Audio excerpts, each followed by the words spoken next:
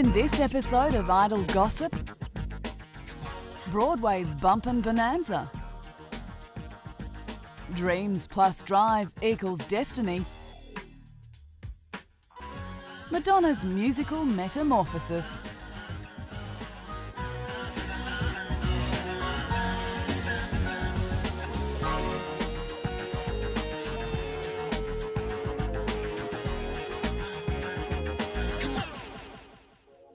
And now our regular feature on how to appear in public, the Fashion Police.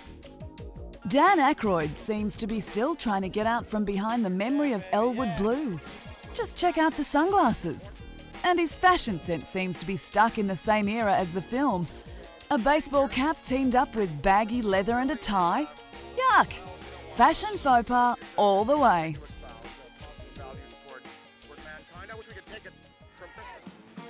Shania's Diamante culottes. What can we say? She's got great legs, so why is she hiding them? We can forgive the loud, misplaced tie over the sleeveless body-hugging top, and the hat is forgivable as well, but the pants have to go.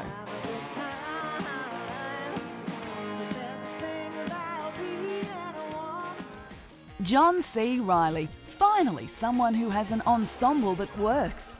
The suit, chocolate, matches the tie, nice, with a dark, not a match, but a contrasting hat. And ladies and gentlemen, this is how you attend your movie's premiere.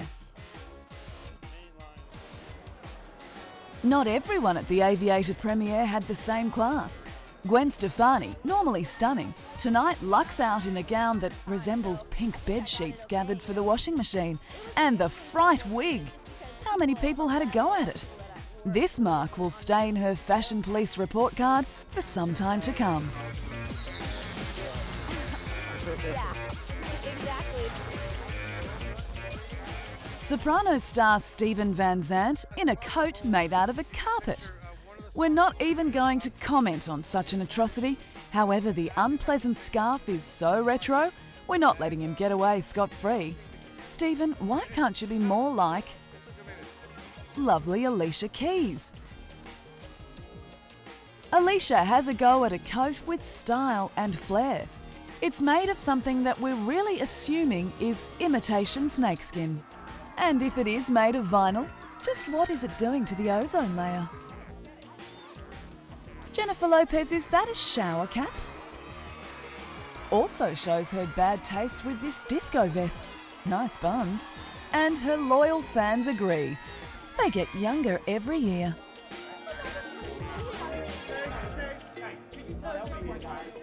Canvassing for a role in the next Harry Potter movie is Johnny Depp. Such a blatant move for someone so talented.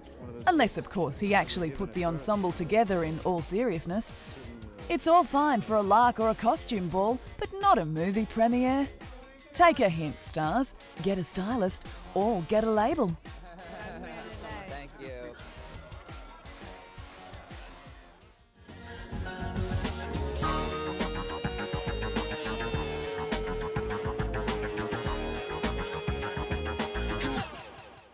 Broadway, like all forms of mass entertainment, has had its share of crises, and it seems the latest one is subject matter. Just what makes a good show? Toe-tapping songs, a few laughs and a sexy star or two is the formula of old.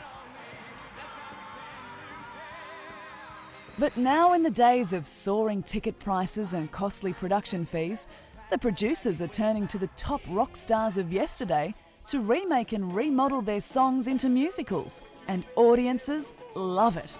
One of the first to be reborn as musical fare was the music of Swedish pop maestros Benny Andersson and Björn Ulvaeus from ABBA. Ever popular in the 70s and cultish still today. And let's face it, if you don't have an ABBA album in your vinyl stack, you're lying. Or you simply weren't there. ABBA's music was always theatrical and melody-based, and all that was needed was a story to link their songs and, hey presto, it's a musical. The pop and rock of the 1970s seems fertile fodder for the Svengalis of the West End and Broadway. After the smash success of Mamma Mia, producers scrambled to secure rights to the music of other acts. Movie producer Robert Stigwood saw his 1977 film Saturday Night Fever had just the right amount of pizzazz to translate to the stage, as well as a bag full of Bee Gees toe tappers. $4 million later, a new stage hit was born.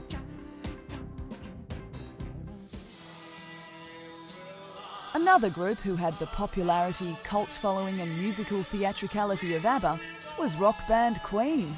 The band, save Freddie Mercury who died in 1991, decided to get on the gravy train with their own music and spawn a musical happening that would be like no other. We Will Rock You opened in London's West End and was an instant hit. It combined Queen's unique flavour of opulent rock and power torch songs with a futuristic themed story scripted by Ben Elton.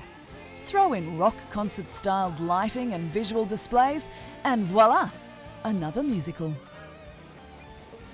Other big names have got on the musical bandwagon. Boy George and the Pet Shop Boys have also penned the music and lyrics for their musicals. Maybe if you're with me, we'll do some shopping. One day. Subject matter should never be a stumbling block for anyone attempting to put together a musical rehash. It's not easy to paste together songs that weren't meant to advance a plotline, so there should be as little plot as possible. Tonight's the Night is such a musical, featuring the music of Rod Stewart and a script by Ben Elton. It tells the tale of Stu Roderick, who sells his soul for the sex appeal of his idol, get this, Rod Stewart. Ew.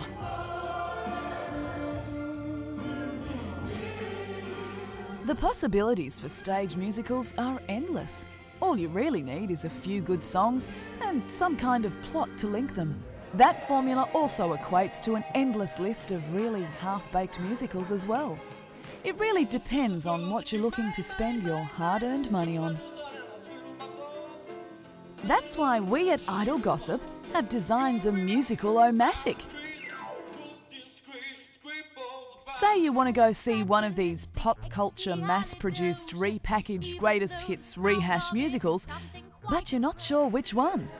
Just answer these simple questions. Question 1. Do you like the music of Buddy Holly, the Beach Boys, ABBA, Queen, Peter Allen, Rod Stewart, the Bee Gees, Culture Club, Pet Shop Boys? If you answered yes to one of these, continue. Question 2. Do you want to see a sensible show with your mother or a loud, raunchy, sense-overloading extravaganza? If you said loud and raunchy, Taboo, Pet Shop Boys or We Will Rock You is your cup of tea. If you said otherwise, continue. Question 3. Would you and Mum like to see a show based on fact or fiction? If you said fact, stop now and book for Boy from Oz or Buddy Holly. If you said otherwise, continue. Question 4. Do you prefer the music of the 60s or the 70s? If you said the 60s, you want to see the Beach Boys musical.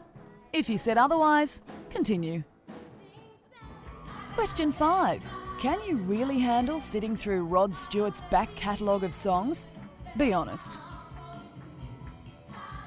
If you said yes, don't say you weren't warned. If you said no, continue. 6th and final question. Which is less annoying to you? 2 hours of disco music or 2 hours of 70s Euro pop? If you can tell the difference and answered disco, off you go to Saturday Night Fever. And if you said Euro pop, hold tight because Mamma Mia is your musical destination. Which raises the question, what's coming next? Perhaps Shout It Out Loud, the Kiss musical. Or Jumpin' Jack Flash, the Rolling Stones stage show. I wonder if Ben Elton takes requests. Britney Spears annoyed a chef recently at the Bellagio in Las Vegas. She ordered a $150 steak, not for herself, but for her dog. Spears reportedly took her chihuahua Bit-Bit to the hotel's highly regarded Picasso restaurant and ordered up the beef. Sources say the chef had no idea he was wasting his talents on a pooch, or he would have refused the order.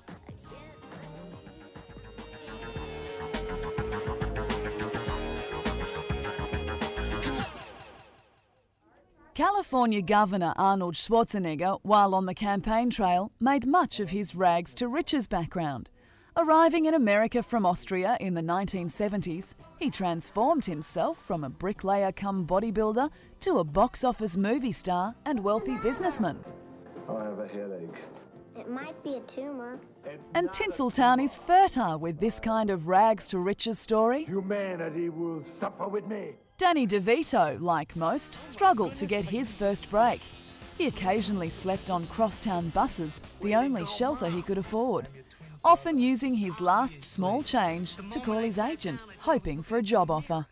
Lady Luck pointed her fickle finger of fate, and finally he got his break, thus beginning his upward rise. After years in the business as a star in his own right, Devito has produced several of the biggest hit movies of recent time, such as Erin Brockovich, Pulp Fiction and Get Shorty. We're twins. That's right. A few of the A-list stars at one time or another have spent a little time chilling in their often less than luxury cars.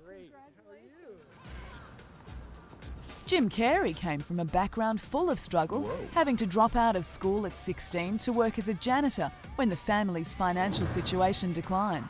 His entire family lived in a VW camper van for a period. "It's lucky my comedy career took off," he quipped once, "because I was lousy at everything else." Singer Jewel also spent time living in a Volkswagen van with her mother when things got tough financially. They were so poor that her mother refused to buy herself antibiotics when sick, just to keep Jewel in food. Jewel, motivated by a fear of returning to her life of poverty, works constantly, and her mum has been in good health for years. Once, a young, broke Oprah Winfrey approached Aretha Franklin as she was getting out of a limousine and convinced her she had been abandoned. Franklin gave Oprah $100, which she used to get a hotel room. Today, of course, Oprah is a one-woman conglomerate who lands at the top of Forbes' list of wealthiest entertainers year after year. Richard Pryor, funny man in so many movies including Brewster's Millions and The Toy, actually grew up extremely poor and at one stage in his young life lived in a room in a bordello.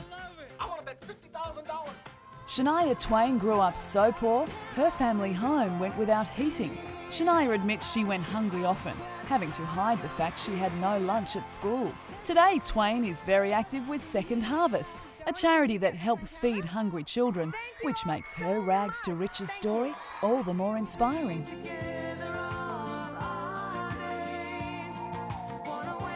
It makes it hard to begrudge some of the stars the huge success they have achieved when you hear the odds and obstacles in their way when young. So, just because we see them on the silver screen doesn't mean one was born with a silver spoon in their mouth. Tom Cruise will have what he wants, when he wants it. No demand is ever too great. Always looking for that. Always looking for a challenge. Once when he was holidaying in Italy, he had a hankering for curry. And of course we all know that the best place for curry is the Bombay Brasserie in London. Tom made the call to his manager and his meal was flown to him in Italy by private jet.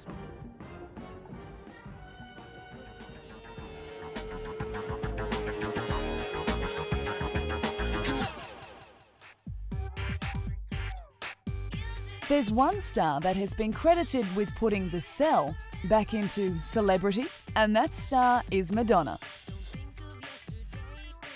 Possibly the biggest star to arrive in the 80s, Madonna smeared a trail of controversy, sexuality and dance music in the face of Western pop culture. Burlesque music videos, movies ranging from risque to rank, and a very naughty book lay in the wake of this one-woman roadshow that has blazed across 3 decades. Then quicker than you can say, strike a pose, she settled down to have babies, be a wife, and write some nice kiddies books. How did this all come about? Wasn't she the dancer who climbed to the top and challenged the system with her attitude and determination? Wasn't she the original purveyor of girl power, spreading the word that she was a woman in charge of her own destiny? Or was she just a pop star whose publicity machine made all the right moves? At 19, Madonna Louise Ciccone left Michigan destined for New York in search of fame. She had little money, and this fact created situations that would profoundly shape her future. Living in squalor, working in a donut shop and dancing, but still short of money, she modelled nude for a photographer and appeared in a sleazy low-budget film. As her star began to rise in the mid-80s, the photos were released in a book and the movie on video.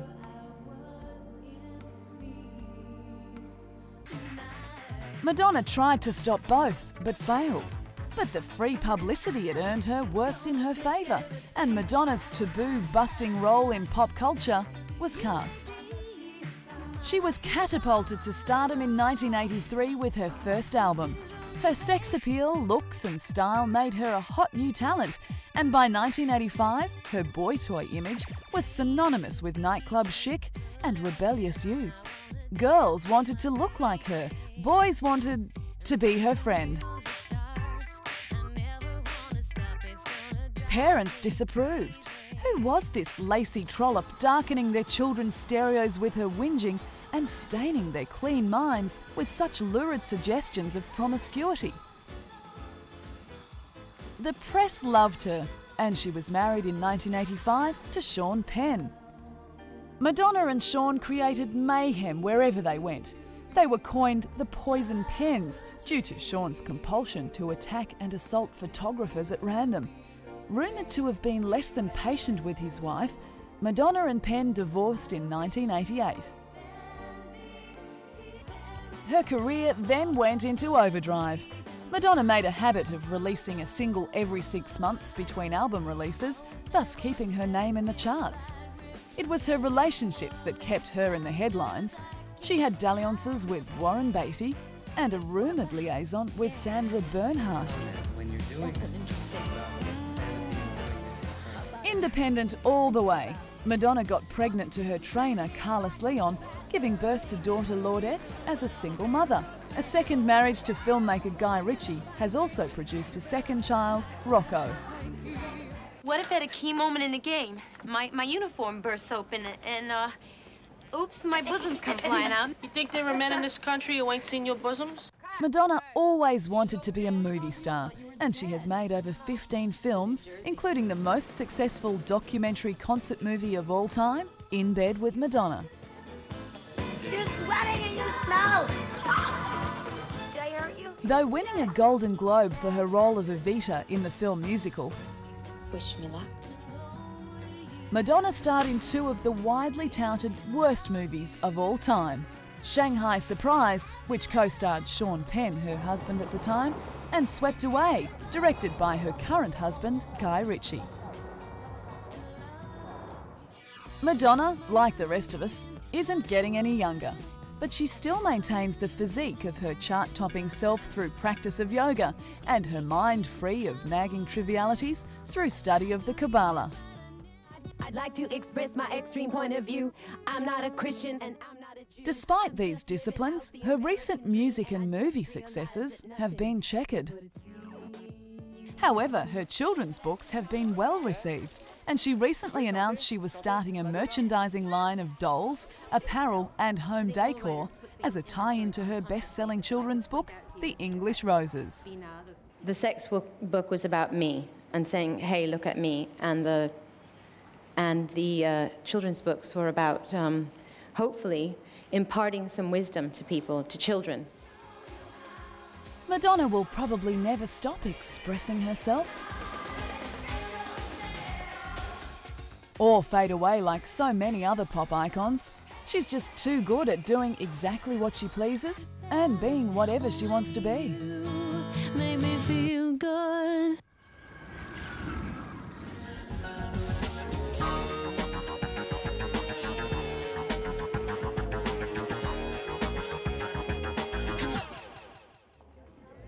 Growing up in the fast-paced Hollywood scene can prove to be difficult for some, especially if your father is best known for biting the heads off bats.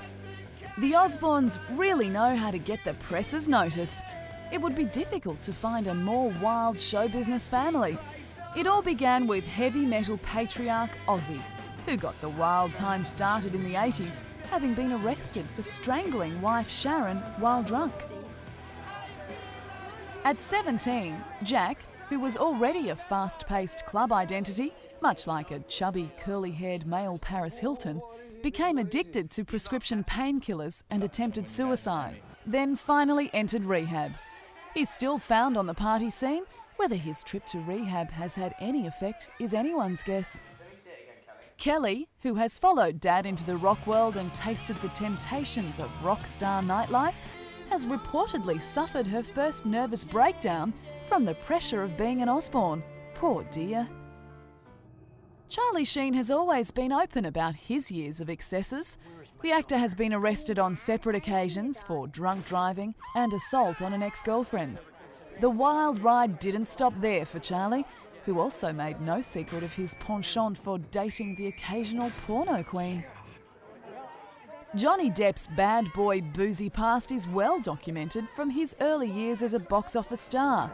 While staying at the Hotel Mark in New York, an incident occurred where his room's interior was described as being totally trashed. Johnny's excuse at the time to the press was that a wild armadillo crashed from the closet, and in his attempt to catch it, the room was smashed to pieces. This is one time where Depp's imagination and acting ability sadly didn't join forces. Drew Barrymore fell prey to her family's curse of substance abuse and excess. Cocaine, marijuana and speed became some of young Drew's closest friends. Drew was in rehab by age 14. Her drinking and drug taking led to a suicide attempt. But thankfully, Drew fought successfully to get clean. Well done. Also on the subject of diva legends and rehab, one has to mention Liza Minnelli. But of course, when one is as legendary a performer as Liza, one takes preventative measures, as Liza did recently when she checked herself into a quite prestigious over-50s treatment centre. According to Liza's camp, she simply attended the centre for an 8-week self-help program. However, many others referred to the Betty Ford master as doing what is known as a rehab checkup. Rocker Courtney Love was recently sentenced to mandatory rehab after years of hard living that culminated in her arrest for being under the influence of a controlled substance. Hours after the grunge queen was released, police were called to her home and found Love with amounts of a prescription painkiller. She then lost custody of her 11-year-old daughter. Love's legal woes continue as she faced a felony charge of assault with a deadly weapon from an incident in April. Love allegedly found another woman sleeping on former boyfriend and manager James Barber's sofa and threw a liquor bottle at her and chased her with a flashlight. Has anyone suggested counselling? All too often, it seems the message from the super famous and super rich is get wild, get high, get a lawyer, get publicity, get fined, get clean, and do it all over again.